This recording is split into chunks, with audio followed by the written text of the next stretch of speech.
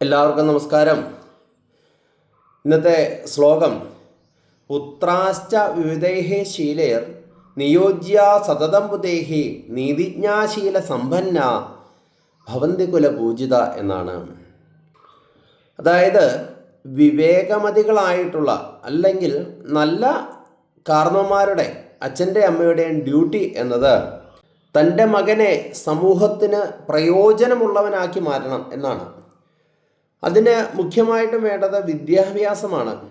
വിദ്യാഭ്യാസം എന്നതുകൊണ്ട് ABCD മൊത്തം പഠിപ്പിച്ച് A മൊത്തം പഠിപ്പിച്ച് ഹയർ സ്റ്റഡി ചെയ്ത് വിടുക എന്നതല്ല. പകരം സമൂഹത്തിൽ എങ്ങനെ പ്രവർത്തിക്കണം, സമുദായത്തിൽ എങ്ങനെ പ്രവർത്തിക്കണം, നാടിന് ഗുണകരമാവുന്ന രീതിയിൽ നമ്മളെങ്ങനെ ആ മകൻ വളർന്നു വരണം എന്നതൊക്കെയാണ് അഭ്യാസം കൊണ്ട് ഉദ്ദേശിക്കുന്നത്.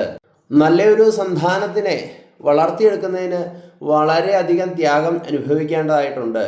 കഷ്ടപ്പെട്ടാൽ മാത്രമേ അത് നേർവഴിക്കാകുകയുള്ളൂ. കുഞ്ഞുങ്ങൾക്ക് ചൊല്ലിക്കൊടുക്കേണ്ട സമയത്ത് ചൊല്ലിക്കൊടുക്കുക, നുള്ളിക്കൊടുക്കേണ്ട സമയത്ത് നുള്ളിക്കൊടുക്കുക, തല്ലിക്കൊടുക്കേണ്ട സമയത്ത് തല്ലിക്കൊടുക്കുക. എങ്കിൽ മാത്രമേ നല്ല രീതിക്ക് നല്ല സന്താനം വളരുകയുള്ളൂ. നമസ്തേ.